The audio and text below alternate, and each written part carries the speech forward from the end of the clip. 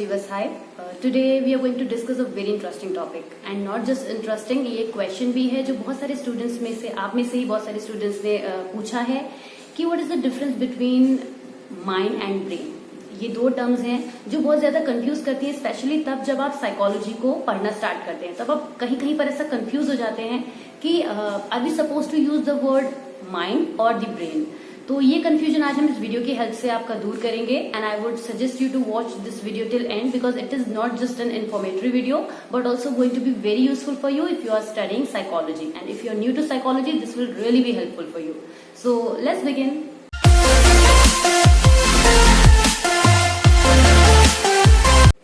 सबसे पहले हम कुछ एग्जाम्पल्स की हेल्प से इस कंसेप्ट को समझते हैं कि माइंड और ब्रेन क्या है और हम किस तरह से इनको अपनी जनरल लैंग्वेज में यूज करते हैं।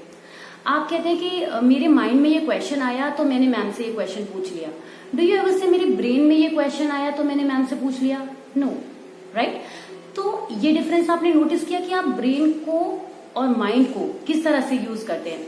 दूसरा एग्जाम्पल अगर हम लें तो डॉक्टर्स कभी कभी ये टर्म यूज करते हैं कि किसी पर्सन के ब्रेन में डैमेज हुआ है। Do they ever say mind damage हुआ है? No, right? So did you get the point कि माइंड और ब्रेन जो है वो कहाँ हमने किस तरह से यूज किया। तो ब्रेन और माइंड दोनों इंडिपेंडेंटली अलग अलग चीजें हैं। तो ब्रेन और माइंड जो है उसके कंसेप्ट को हम समझते हैं। आप अक्सर ये स्टेटमेंट यूज करते हैं कि मेरा आज बहुत माइंड डिस्टर्ब है। डू यू से मेरा ब्रेन डिस्टर्ब है? बिकॉज अगर ब्रेन डिस्टर्ब होगा then you will not be sitting at your home, right? You will be taking some medical treatment, some serious medical treatment. So mind और brain का जो हम use करते हैं एक्चुअली हम करेक्ट यूज करते हैं बट फिर भी हम कंफ्यूज हो जाते हैं कि ये माइंड और ब्रेन का कंसेप्ट है क्या। साइकोलॉजी जब आप पढ़ना स्टार्ट करते हैं तब आपको थोड़ा सा कंफ्यूजन होता है कि हम एक्चुअली जो स्टडी कर रहे हैं वो माइंड की कर रहे हैं या ब्रेन की कर रहे हैं। तो I try to explain you by comparing these two terms. First is brain and second is mind.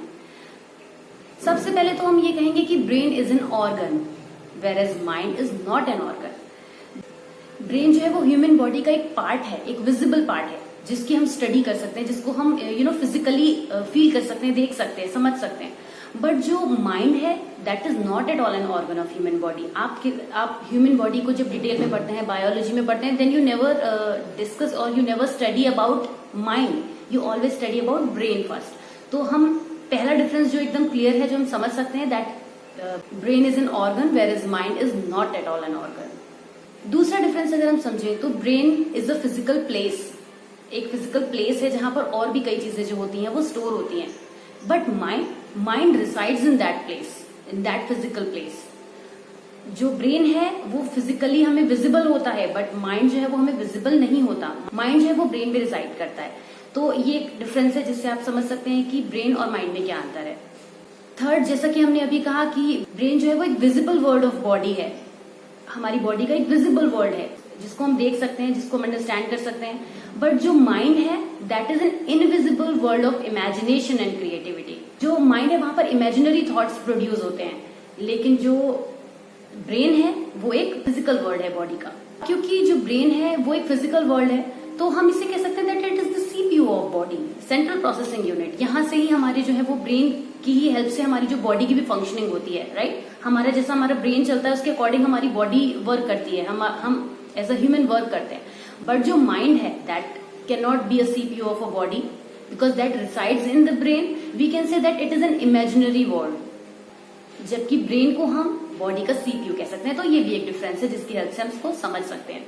अगला पॉइंट अगर हम डिस्कस करें तो भी कह सकते हैं कि जो ब्रेन है वो माइंड से एसोसिएटेड है, राइट? बट जो माइंड है वो ब्रेन से बंधा हुआ नहीं है।